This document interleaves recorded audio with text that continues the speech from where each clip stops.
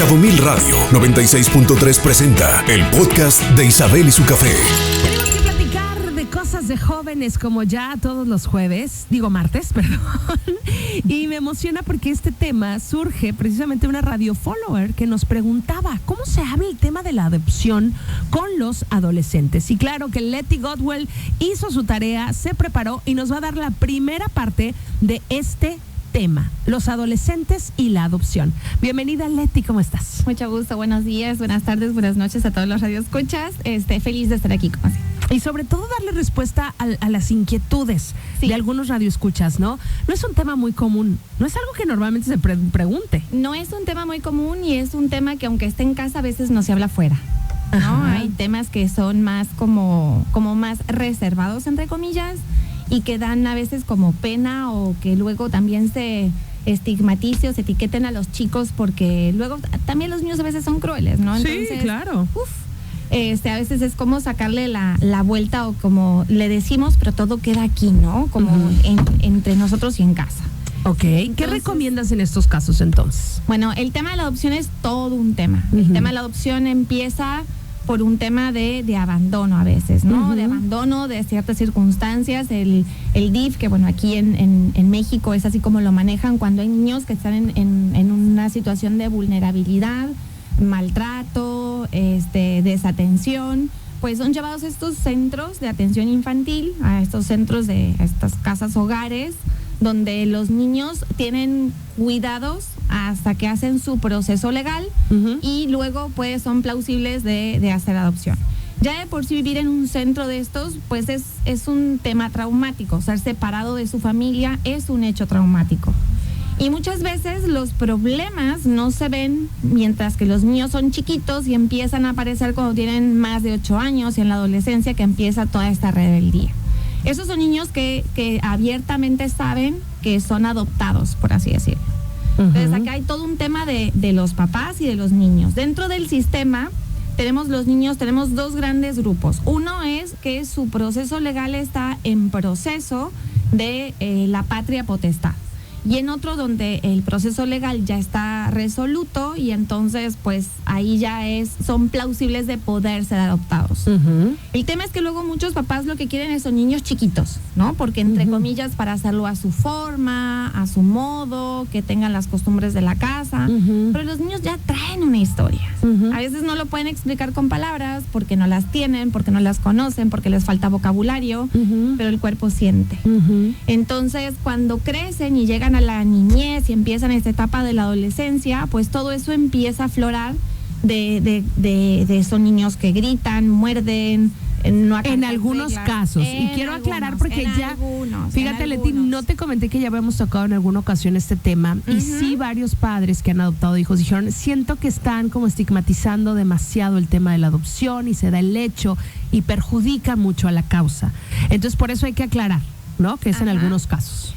Como todo, siempre hay excepciones a la regla, pero ya de por sí creo que uno de los puntos más importantes es que los niños que son adoptados deben de ser así como está la crianza que se puso ahora muy de moda, respetuosa, ¿no? Respetuosa, el tema de la crianza en trauma. ¿Por qué? Porque hay que tener en cuenta que traen cosas internas que también tienen que trabajar. A mí me tocó un caso hace poquitito de justamente una familia adoptó un niño de 11 años y entonces lo iban a presentar en familia, en sociedad, por así decirlo, y el niño se resistía a decirle mamá a su mamá adoptiva. Claro. Y entonces es como, a ver, le estamos dando todo y no logro que me diga mamá. Le digo, bueno, a ver, vamos a ver.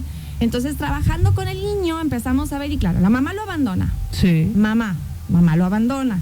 Luego está en un centro, en una casa hogar, donde a todas las personas que trabajan les dicen mamá Lupe, mamá Tere, a la que limpia, a la que cuida, pero son mamás que luego dejan de trabajar ahí, se van, abandonan, luego él sale de ahí y hay otro abandono, entonces como él luego me dijo, yo no le quiero decir mamá porque yo no quiero que me abandone. Claro. Entonces hay que hacer una resignificación de muchas cosas y es entender el porqué de las actitudes. Claro. No es una generalidad, por supuesto hay historias de adopción que son magníficas, pero hay que entender que son niños que tienen que tenerse en cuenta muchas otras situaciones que en los niños neurotípicos, como quien diría, no las hay.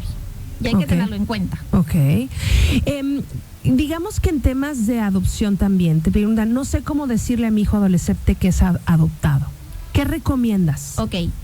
Primero que nada es el acompañamiento. Tenemos que tener una estabilización en la familia porque van a haber grandes cambios. Ahora, de preferencia, esto es algo que se tiene que normalizar y decir desde chiquitos, que no sea un tema tabú, es lo que yo he escuchado. Así es. Ajá. Pero a veces es parte de esto mismo, de querer proteger a los niños y del tener que haber muchas veces dar razones que no hay ni por qué darlas, porque es la decisión que yo tomé de adoptar. Pero sí hay que tener un tema de, primero, normalizar la familia, ¿no? Que se entienda el proceso que se va a llevar a cabo. Claro. Para que cuando se le diga al niño, se le diga de la mejor manera posible y que no entienda, porque luego es la parte emocional, ¿no? Sí. Del llanto, y entonces para que no sea dramático. No tiene por qué ser dramático. No debe de ser.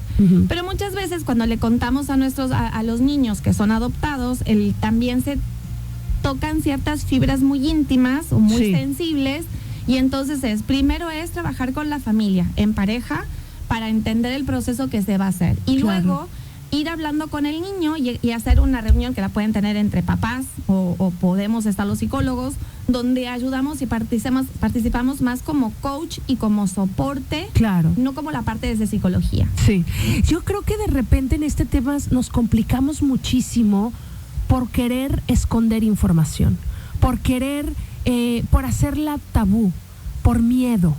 Y creo que a medida que hablemos más de estos temas, que encontremos todas las herramientas que nos puedan ayudar, va a ser mucho más sencillo y menos complejo.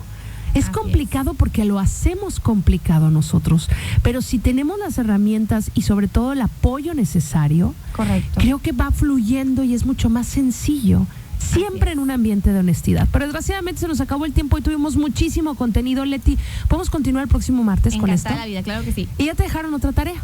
Hola Isabel y Panchita, yo quisiera que la psicóloga hiciera el tema de los adolescentes que les gusta su mismo sexo. Tengo una niña adolescente de 14 años que ya me confesó que le gustan las niñas. No sé qué responder, me quedé en shock y quiero saber qué le digo. Bueno, cualquier cosa, pues mi contacto es ume.centro. Ume for Kids, y mi celular es el 624-211-8833. Encantada de poder ayudar. Y lo veremos aquí. Y hay que trabajarlo. Claro. Papá, atiéndete. Si estás tú en shock, atiende. Así es. Ten las herramientas y la información necesaria para poder vivir este momento. Así es, y disfrutar de nuestros hijos por lo que son, nuestros hijos. Exactamente. Gracias, Leti. Yo con esto me despido. Ale Pancha en la coconducción, Rigoberto en los controles técnicos, Isabel Ustono al aire, y mañana estamos de regreso con más cafecito. Escucha Isabel y su café Cabo Mil Radio 96.3. Siempre contigo.